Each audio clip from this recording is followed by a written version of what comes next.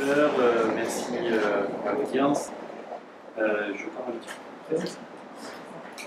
Merci pour cette invitation qui clôture mon petit périple dans le Golfe, où j'ai présenté effectivement ce sujet de l'islam de France.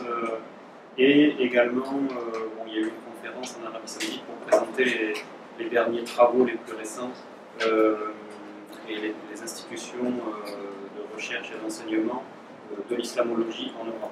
Donc là, ce sera plus sciences humaines et sociales de l'islam de France, si vous voulez, en commençant par une partie historique.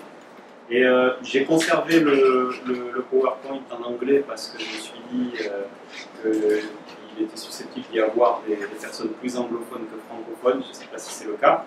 Par contre, effectivement, je vais présenter à grandes enjambées donc, les axes de cette socio-histoire de l'islam de France, pour qu'ensuite on puisse débattre tout simplement, c'est-à-dire que vous poserez toutes les questions que vous voudrez dans la mesure où je pourrai justement y répondre. Donc je commence sans plus tarder en disant quelque chose. Oui. Dans ce cas, ah oui, pardon, le micro. Je pensais que celui-ci devait vraiment suffisait, mais en fait non, c'est celui de la télé. Voilà. Donc les grandes étapes, si vous voulez, de la socio-histoire de l'islam de France et en arrivant au sujet contemporain. Vous devez le savoir, donc la France accueille alors entre 4 et 6 millions de Français de confession musulmane, de différentes sensibilités, de différentes origines. Et la maison mère de la laïcité on l'ignore peut-être trop souvent, une histoire aussi de relations positives avec le culte musulman ou des grandes figures musulmanes. C'est ce qu'on essaiera de voir au début, sans bien sûr faire fi des sujets, vous allez voir à la fin, des éventuels sujets de tension ou des sujets tabous. Donc voilà, on va commencer par une affirmation assez claire. Souvent, en pays à majorité musulmane, la France est considérée comme un pays assez inamical à l'expression, en tout cas à l'expression publique du fait religieux en général. Et pourtant, il y a des aspects de l'histoire française qui montrent un intérêt ancien et des contacts aussi anciens avec l'islam. Deuxième point, le cœur de la laïcité française, en tout cas bien comprise, met en avant plutôt la liberté de religion. Ça, c'est quelque chose qui parcourra un petit peu à travers des exemples précis notre exposé.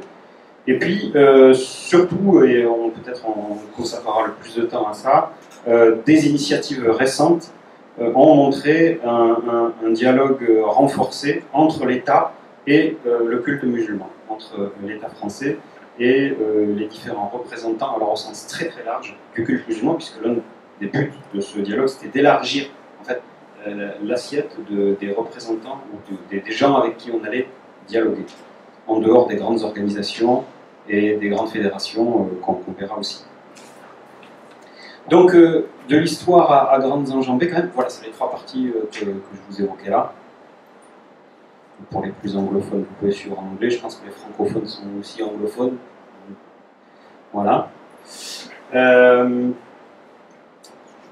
Donc, une des traces les plus anciennes de la présence musulmane en France a été couverte relativement récemment par l'équipe de l'archéologue Yves Glaise de l'INRAP, qui en 2016 a trouvé 3 tombes musulmanes du 9e siècle, donc, qui sont datées du 9e siècle, dans le sud-est de la France, à Nîmes, avec des pièces, des fragments de céramique, et les corps étaient enterrés en direction de la Qibla, donc 9e siècle.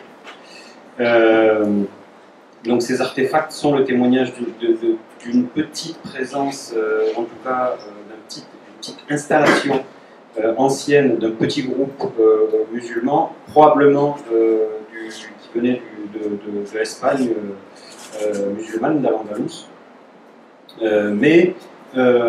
Donc on a d'autres traces aussi dans la toponymie, dans cette région-là du sud-est, la région du Fraxinet, notamment à travers, alors là j'ai pas mis la photo, mais la mémoire locale a gardé le nom du massif des morts pour un autre lieu pas très loin de l'endroit où ont été trouvées les tombes. Certains disent même aussi que l'origine du nom de la ville du sud-est, Ramatuelle, vient de Achitullah.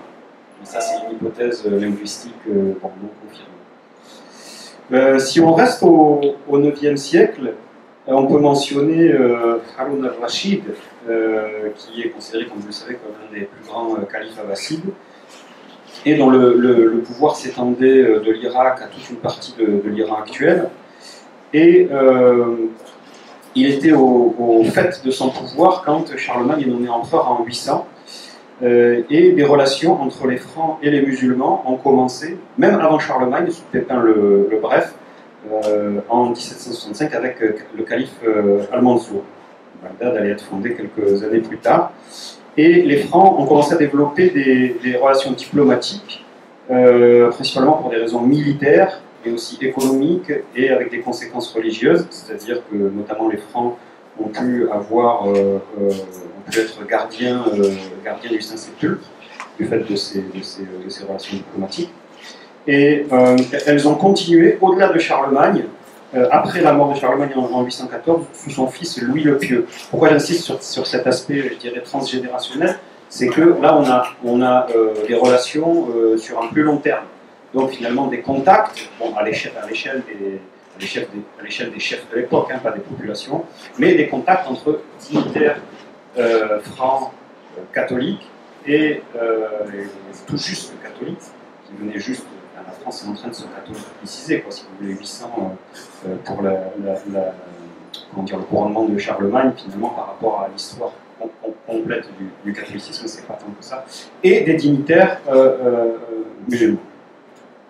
Alors, pourquoi? Parce que les Abbassides et les Francs avaient les mêmes ennemis, ça je pense que c'est intéressant par les temps qui courent de le préciser. C'était les Omeyyades d'Al-Andalus, puisqu'ils refusaient le califat abbasside, comme vous le savez, et en même temps ils poussaient vers le nord vers le nord pour essayer de gagner du terrain, et donc ils menaçaient les Francs. Les Francs, ils avaient eux-mêmes de mauvaises relations avec les Byzantins, et les Abbassides étaient capables de constituer une menace contre les Byzantins. Et donc ils avaient tous les deux intérêt à ce partenariat, je dirais, stratégique et militaire. Et je trouve que c'est intéressant de le rappeler parce que ça nuance, ou même ça met en pièce cette idée d'une Oumma homogène contre le monde chrétien et inversement d'un monde chrétien contre le monde musulman. Déjà au 9e siècle. Parce que là, on est dans des alliances à front renversé, on peut dire, pour des raisons politiques, géopolitiques, stratégiques, militaires, et qui vont finalement se confirmer tout au long de l'histoire. Donc c'est vrai que ça met un peu en pièce cette vision un peu huntingtonienne du choc des religions et des civilisations, cet exemple. C'est pour ça que je le prenais ici. Et puis en plus, donc, il implique notre sujet, c'est-à-dire la France de l'époque.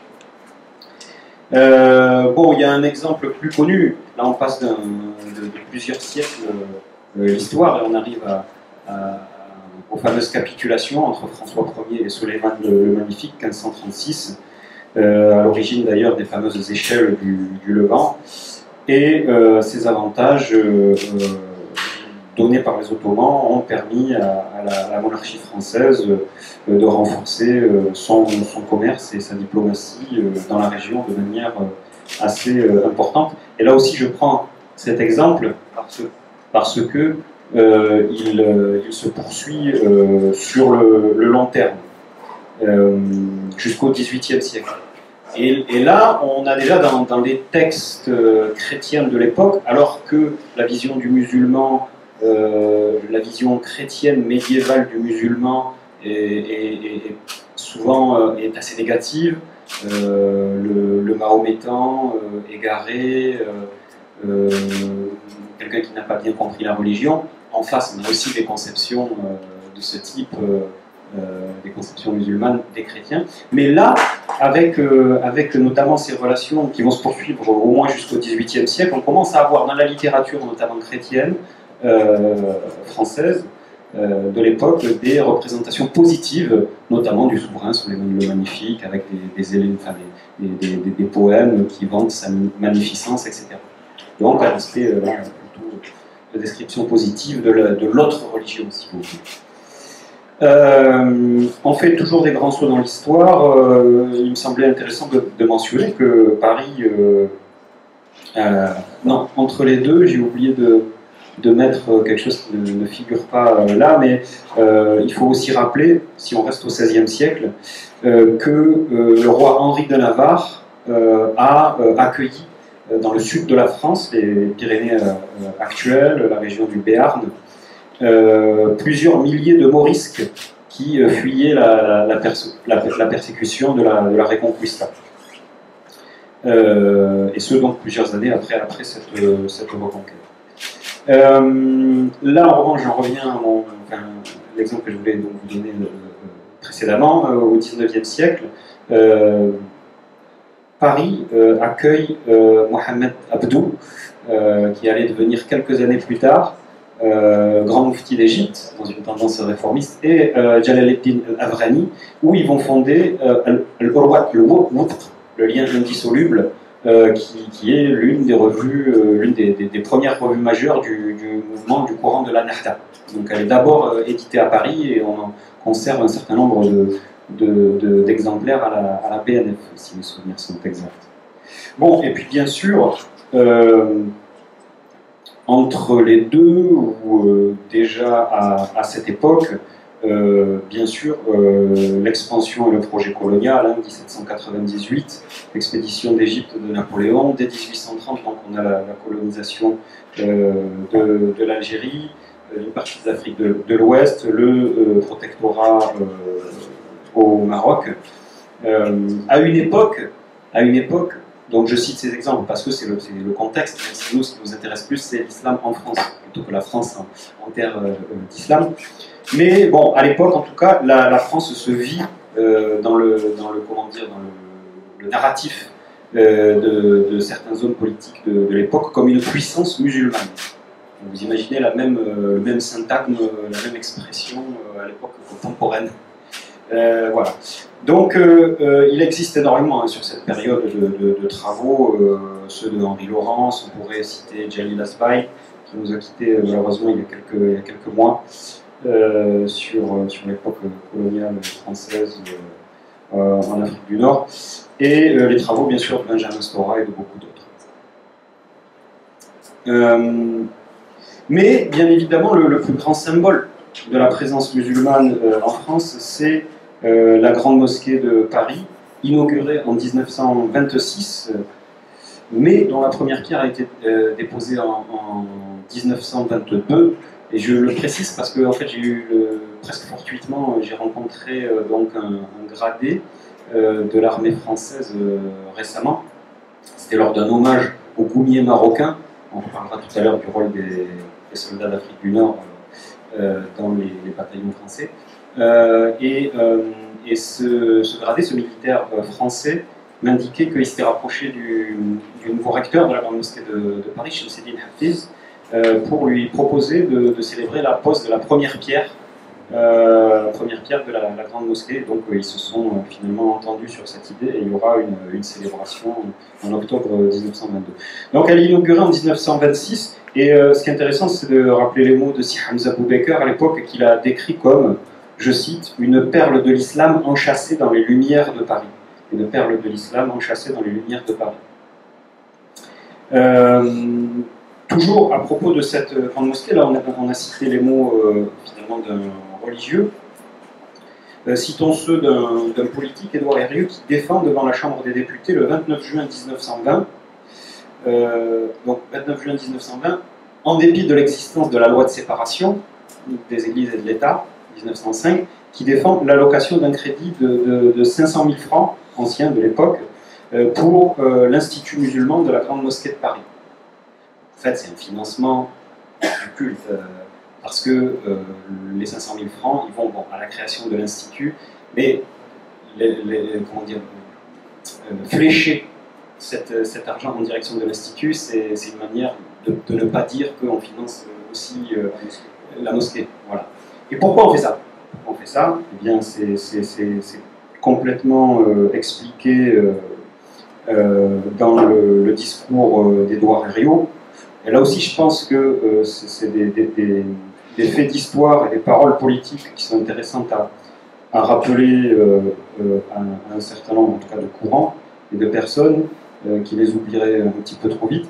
Il dit « Si la guerre a scellé sur les champs de bataille la fraternité franco-musulmane, et si plus de 100 000 de nos sujets et protégés sont morts au service d'une patrie désormais commune, cette patrie doit tenir à honneur de marquer au plus tôt, et par des actes, sa reconnaissance et son souvenir. »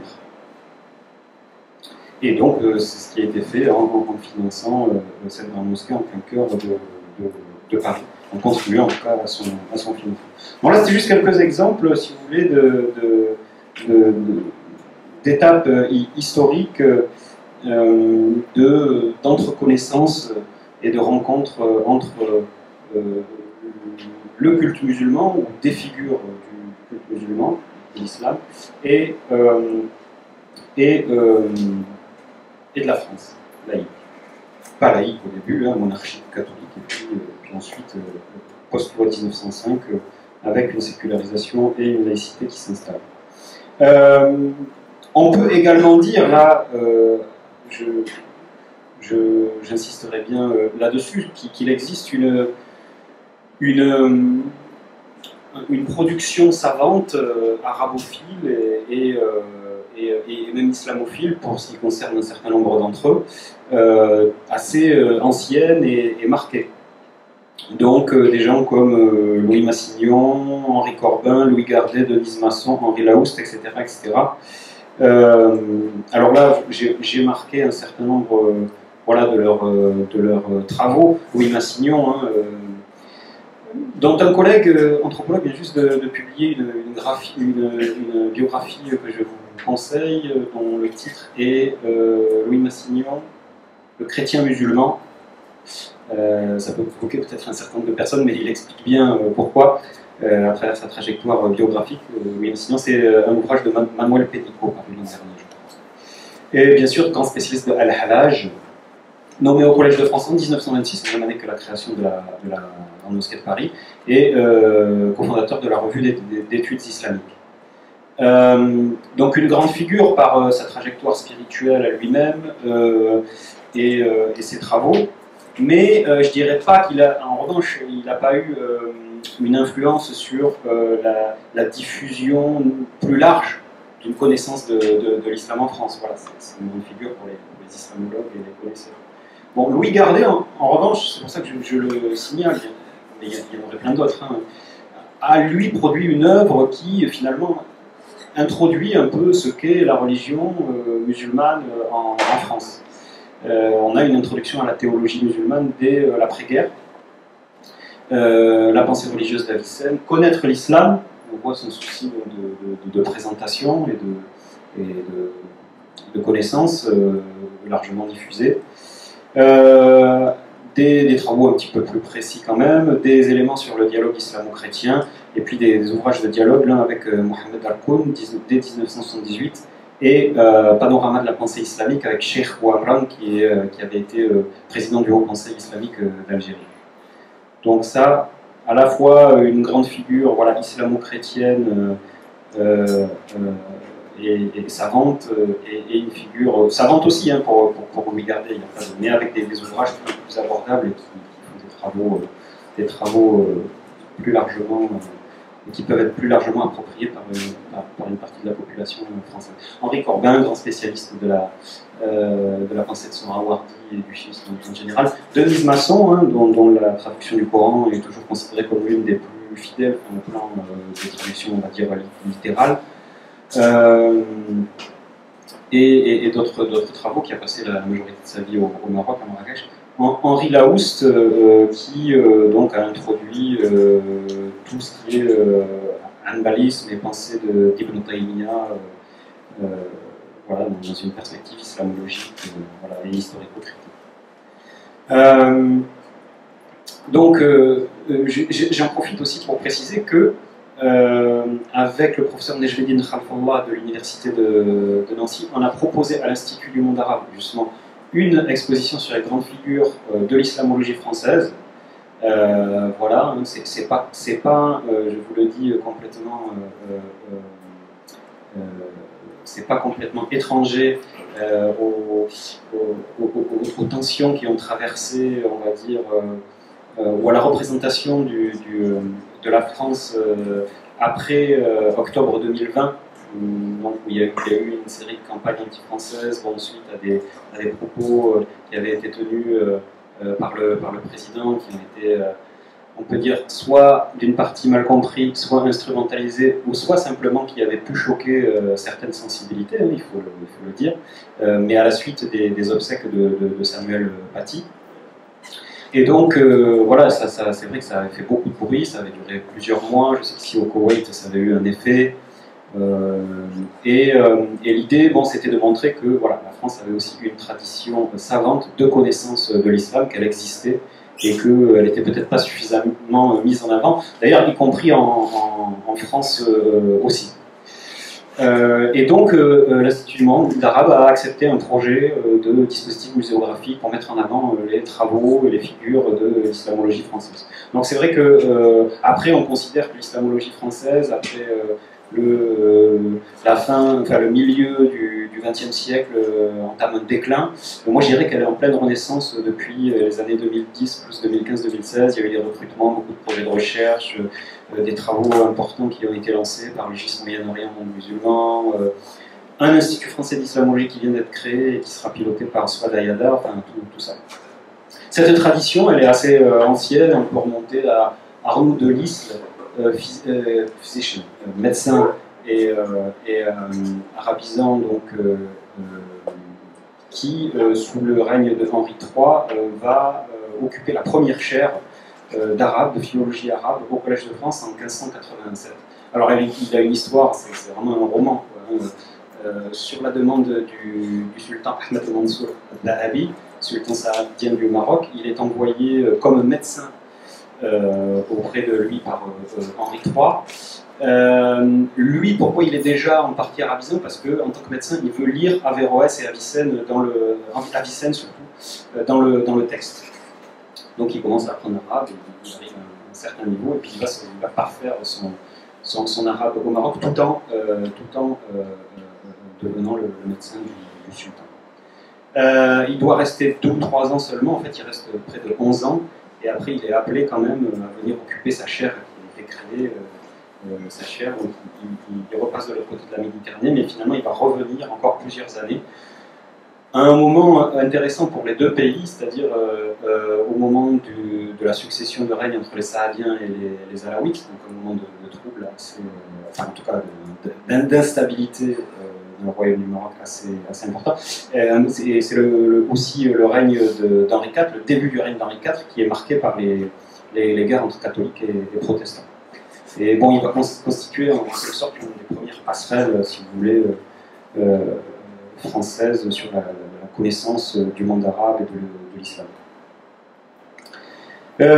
Bien sûr, donc maintenant on peut parler alors la deuxième partie elle est un petit peu dense, donc on va aller assez vite, des grandes figures, des symboles et de la réalité contemporaine de l'islam de France.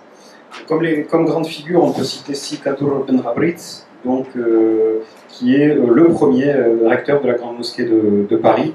Alors on est à l'époque coloniale, hein, donc on peut rappeler qu'il a quand même une formation de théologien malikite, qu'il est dans une université à Alger, après à la Qarawiyyin, et qui aura en même temps, après cette formation, un statut d'interprète au sein de la légation française de Tanger au Maroc, auprès du ministère des Affaires étrangères.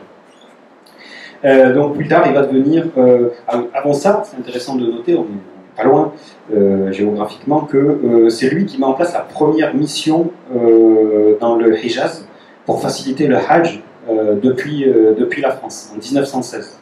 1916, qui va donner lieu à la création de la société des Habous des lieux saints, qui va directement contribuer à la création de la grande mosquée de Paris. Donc voilà, et il en est le premier recteur, il organise bien sûr les sermons du vendredi, mais il organise aussi des services religieux pour tous les étudiants étrangers musulmans qui sont sur Paris. Et il est enterré dans la mosquée même, la grande mosquée de Paris, son tombeau est là-bas. On pourrait parler de Si Hamza Boubaker, donc également de tradition malikite algérienne, donc traditionnelle, de la tariqa des Sidi, des Ouled Sidi Cheikh, mais aussi formée par les frères blancs. Donc je parlerai d'entre connaissances, de passerelles, de ponts, d'aspects de dialogue. Bon, on peut dire que effectivement son parcours illustre cet aspect-là, toujours en contexte colonial, en tout cas pour la première partie de sa vie. Et Si Hamza, lui aussi, il a plusieurs fonctions et religieuses, et il est également, dans la première législature de la Ve République, le vice-président de la Commission des Affaires étrangères. C'est-à-dire qu'on a un théologien, imam, qui est vice-président de la Commission des Affaires étrangères de 1958 à 1962, donc jusqu'au début de la fin de la colonisation en Algérie. Voilà. Donc, alors, il peut être regardé, lui, comme un théologien qui a une production théologique non négligeable, puisqu'il s'attelle à la traduction du Coran en français donc, en 1965, et qui va être publié chez Fayard en 1972. Sa traduction est considérée comme une des meilleures, avec celle de Masson et Blacher, enfin dans une catégorie de traduction. Vous avez aussi des traductions plus littéraires, celles de Jacques Berck, etc., dont Makram pourra vous parler mieux que moi de ces sujets.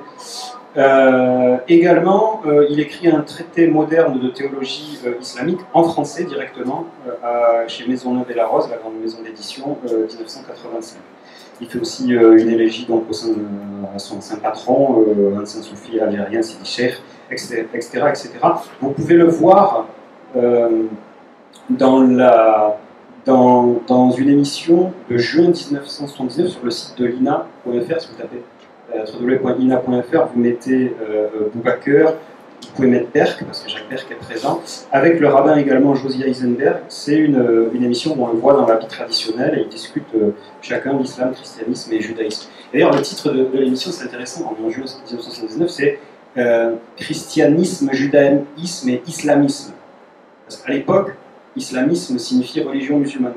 Ça ne signifie pas encore le sens qu'on lui connaît maintenant, c'est-à-dire l'islam politique. Mais ça arrive peu de temps après. En fait. C'est un article, tout le monde dit Gilles Kepel ou Olivier Roy, non, en fait, c'est Jean-François Clément dans la revue Esprit en 1980 qui donne à ce terme islamisme le terme islam politique qu'on lui devient maintenant. Et pour désigner la religion musulmane, c'est islam et non plus islamisme à partir du début des années 80. Je ne vais pas plus loin dans sa biographie qui est assez dense et je passe rapidement à Si Hamza Ben Cheikh. Je suis en train de faire trop long là, donc on va aller plus vite. Makram. Lui, alors, qui effectivement a une formation aussi traditionnelle, Zitouna Parawiyin, qui devient l'un des premiers diplomates et même le premier ambassadeur de l'Algérie indépendante en Arabie Saoudite, même un petit peu avant l'indépendance, il est là dans le Golfe. Il va avoir des fonctions éminentes au sein de la République algérienne indépendante. Je les passe. Et il est nommé en 1982, donc plutôt vers la fin de sa vie, recteur de la Grande Mosquée de Paris. Il a 70 ans, mais il ne s'économise pas. Il va augmenter le nombre de services. C'est lié notamment à la fréquentation de la mosquée de Paris qui grandit, notamment avec les suites de la loi sur le regroupement familial, on verra tout à l'heure. Il intervient sur des sujets de société, sur les mariages notamment des mères françaises, avec des citoyens algériens dans les cas de divorce, pour régler les problèmes de la garde des enfants, des sujets très concrets. Mais il est aussi, on peut dire, l'un des premiers à concevoir un fiqh, adapté au contexte français, enfin, à essayer d'apporter des réponses légales du point de vue religieux, en prenant en considération le contexte français, ou l'inverse, si vous préférez. Bon, par exemple, et ça je trouve l'exemple intéressant, comment dire, il émet un avis, je ne sais pas si on peut dire fatwa à l'époque, mais en tout cas il émet un avis de non-obligation du port du hijab pour les jeunes femmes scolarisées en France, avant l'affaire de Creil de 1989. Bon, semble-t-il, c'est déjà un sujet de société. Bon, lui, il a apporté sa réponse avant que ça devienne l'affaire de Creil, puis plus tard, on le savait, dans les années 2000. Son travail réformiste est poursuivi, on peut dire, par son fils, Raleb, qui est président de la fondation de l'islam de France. Oui, c'est aussi l'une des premières occurrences d'un avis disant que le jeune étudiant musulman en France, pendant les examens, s'il tombe en période de jeûne, peut rompre le jeûne, peut se passer de jeûne. Donc il propose une dérogation aux jeunes pendant les examens pour les jeunes étudiants musulmans de France. Voilà pour quelques figures, mais il me semblait que c'était important de les citer parce que ça incarne un petit peu ce qu'est l'islam de France à l'époque coloniale et post-coloniale ensuite. Mais si on prend donc maintenant les aspects, si vous voulez, situation numérique de la présence musulmane en France. Donc voici quelques éléments. Bon, les grandes étapes socio-historiques, vous les avez saisies vous-même. On est d'abord dans la présence nord-africaine dans les bataillons français, Première, Deuxième Guerre mondiale, puis post-Seconde Guerre mondiale, années 50-60, immigration qu'on appelle de travail, avec ce mythe du retour qui est qualifié comme ça par les sociologues, mais en fait une installation qui est de plus en plus fréquente des primo-migrants travailleurs. Et puis la loi du regroupement familial qui est votée en avril de 1976 qui permet aux travailleurs de faire venir une partie de leur famille en France. Et ensuite, on peut dire qu'une quatrième étape, c'est tout simplement la naturalisation ou la naissance en tant que Français des secondes, troisième ou quatrième génération de musulmans en France. C'est aussi les années 80, cette quatrième et dernière étape où naissent les premières associations religieuses, fédérations, etc. etc. Donc cet excès-là me résume dans un ouvrage que vous pouvez consulter, qu'on passe de sujets musulmans, époque coloniale et armée, à citoyens musulmans. L'estimation, elle oscille entre 4 et 6 millions, c'est-à-dire 5 à 8% de la population française. C'est des études qui ont été menées par l'INED et l'INSEE, parce qu'en France, vous savez, donc, on n'a pas le droit d'opérer des statistiques sur la base des croyances confessionnelles. Mais il existe des études quand même, malgré tout. Ce qui est plus intéressant, en revanche, je trouve que le nombre finalement, de musulmans de France en tant que tel, c'est l'évolution du nombre de lieux de culte musulmans. Et lieux de culte est important parce que souvent, si on arrive directement de 2022, en France, on peut entendre il y a 3000 mosquées en France. Non, c'est pas 3000 mosquées, c'est 3000 lieux de culte musulmans dans lesquels on va trouver effectivement quelques centaines de mosquées, des grandes salles pour contenir plus de 100 personnes, et plusieurs milliers de salles de prière, donc plus ou moins grandes. Et donc, vous voyez qu'on passe de quelques centaines dans les années 70 à 500 dans les années 80, 1300 années 90, années 2000, 1600, dans les années 2010, 2500, et puis là on serait plutôt autour de 3000. J'ai mis quelques sources, notamment les ouvrages de Bernard Godard, qui a été en charge des relations avec le culte musulman pendant près de 20 ans au Bureau central des cultes du ministère de l'Intérieur. On peut considérer qu'il a accès à des sources fiables, et puis d'autres types de sources. Par comparaison donc, avec les 45 000 églises en France, 3 000 temples protestants, donc, et 280 synagogues. Voilà, ça c'est pour la situation un petit peu générale. Et ouais, ce qu'on peut dire déjà oui, juste pour donner une petite perspective à ces chiffres-là, c'est que dans la perspective qu'on évoquait au début de critique de la limitation de la liberté de culte en France. À minima, donc même si on peut accepter tous les débats et toutes les critiques sur le sujet et en discuter, mais on ne peut pas dire qu'une minorité oppressée, une minorité religieuse oppressée dans un pays autoritaire connaîtrait l'augmentation de son nombre de lieux de culte. Donc, à minima, on peut dire que l'augmentation du lieu de culte du nombre de lieux de culte musulmans en France traduit une certaine réalité de la liberté de culte en France. Bon, mais quelle est la configuration, je dirais, institutionnelle du culte musulman en France? Il peut y avoir le reste des notes là-bas. Ceci dit, je vais essayer de faire pour le reste sans trop revenir sur mes notes parce que le temps file. C'est un canevas très complexe, la représentation du culte musulman en France. C'est d'abord des petites organisations, associations dans les années 80 qui se créent pour tout simplement ouvrir les premières salles de prière. Et puis après, on a les grandes fédérations, vous avez un petit thème qu'il ne faut pas louper. L'Union des mosquées de France, qui est issue en fait d'une séparation entre celui qui est en dessous, le Rassemblement des musulmans de France, et qui, pour des raisons de sensibilité relatives à l'organisation du champ religieux marocain, vont faire session en 2013. Mais tous les deux plus ou moins rattachés au Maroc, mais celle qui est soutenue par le ministère marocain des Habous, c'est l'UMF, et donc présidée par une grande figure de l'islam de France, Mohamed Moussaoui.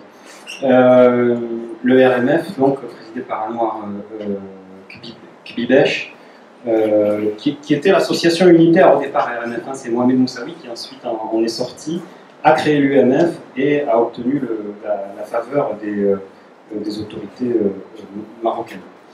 On a la FNGMP, la Grande Mosquée de Paris est une réalité ancienne, on l'a vu, mais en fait son réseau, vraiment, il se constitue qu'au début des années 2000, 2003, parce que c'est la création du CFCN, donc il faut donner une réalité tangible à ce réseau-là, pour peser au sein du Conseil français du culte musulman.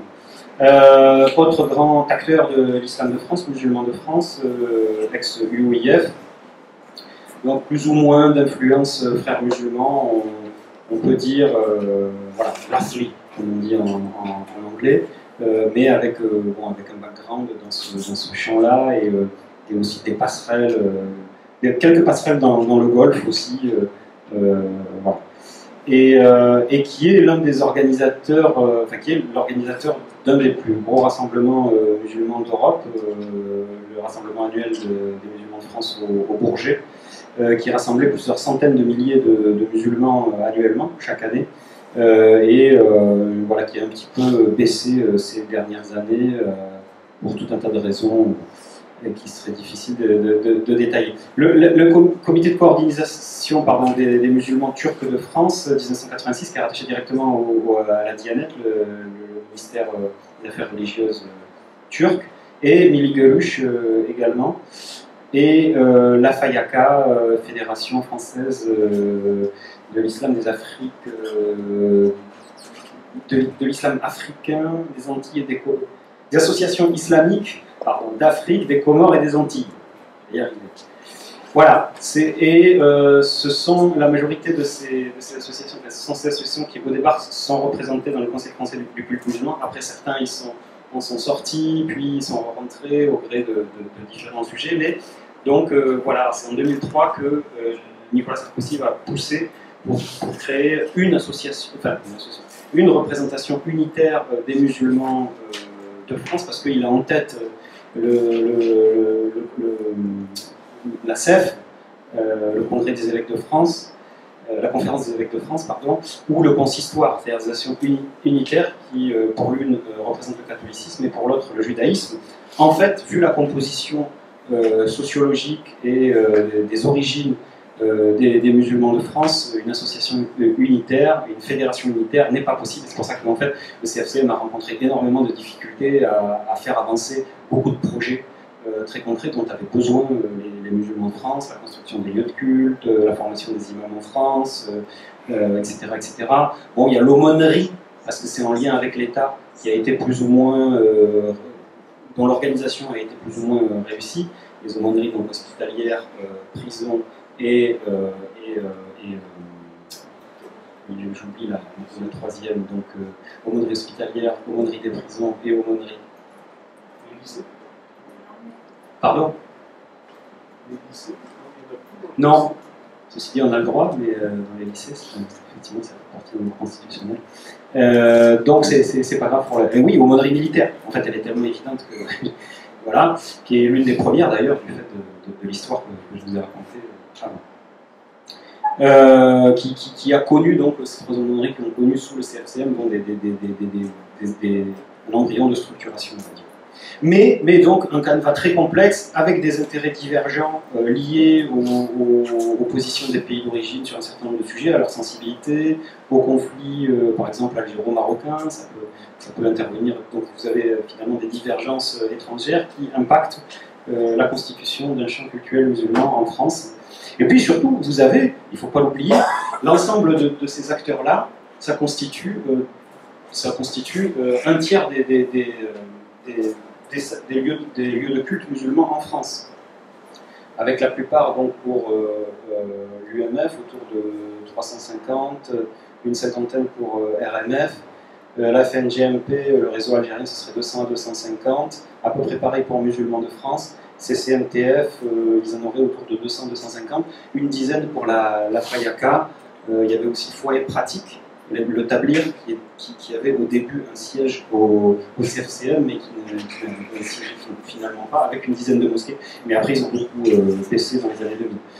Mais en fait, donc ça fait un tiers, et donc vous me direz, les 2000 autres, ben en fait, c'est des acteurs indépendants, tout simplement, des pays d'origine, et qui n'étaient pas représentés dans le CFCM, et vous allez voir pourquoi ça a son importance après dans notre manière de parcourir la trajectoire socio-historique de l'islam de France. Donc là, c'est les autres mouvements, pas nécessairement, qui n'étaient pas dans le CFCM, et pas forcément rattachés non plus à un pays d'origine, quoique pouvant avoir des liens à titre individuel. Donc le Tablir, le salafisme qui compterait autour de 150 lieux de culte en France, mais c'est pas constitué en tant que fédération, bien évidemment, c'est un mouvement assez éclaté.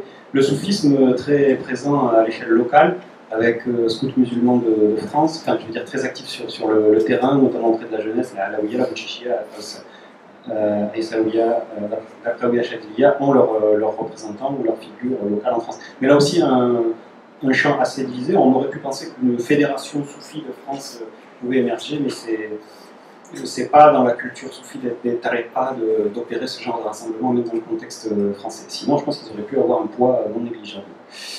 Et puis, plus récemment, hein, quand même l'émergence d'un champ réformiste en France, voilà, on peut dire une islah musulmane française, avec la MIF, l'association des musulmanes de l'islam de France, avec Hakim El Karoui et Tarek Oubourou, qui a rejoint ce mouvement il n'y a pas longtemps, 2019.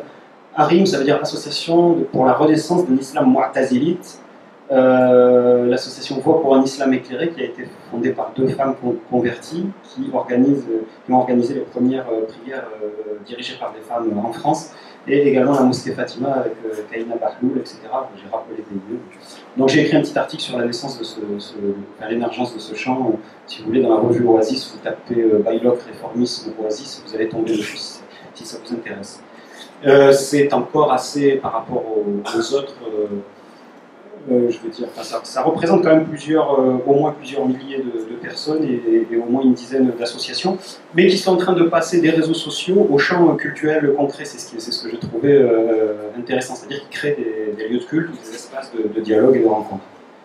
Bon, et puis vous avez des grandes figures de l'islam local qui ont fait leur petit chemin de leur côté, avec Kamel Kaptan à Lyon, avec la grande mosquée de Lyon, que Makram connaît bien, qui a créé récemment l'Institut français de civilisation musulmane, un institut donc, culturel, qui notamment donne des cours, a tissé des liens avec le champ académique lyonnais sur l'islam, enfin quelque chose d'assez original et intéressant. Ali Berka, à Mantes-la-Jolie, on pourrait citer comme représentant des grandes figures. Alors là, quand je dis indépendant, c'est indépendant des grandes fédérations, mais on voit qu'à l'échelle locale, par exemple, Ali Berka, au départ, il se rapproche de la Ligue islamique mondiale, qui finance en partie la mosquée de Mantes-la-Jolie, mais après, donc, la Ligue islamique mondiale sort pour prendre ses propres bureaux, et le Maroc, finalement, met la main sur la mosquée. Il y a aussi une accointance à un moment donné avec l'Al ou Ihsan, mais les Habous reprennent la main. Vous voyez, c'est des jeux comme ça aussi, hein, d'influence au sein des mosquées, des jeux de pouvoir territoriaux qui peuvent prendre, ou d'affiliation plus exactement, qui peuvent avoir lieu. Puis Tarek Oubrou, donc imam voilà, réformiste, on peut dire, imam de la mosquée de Bordeaux, donc lui sur un peu au départ un électron libre, enfin le représentant, la branche très libérale, disons, de l'UOIF, et puis qui en a pris directement ses distances vers 2017-2018.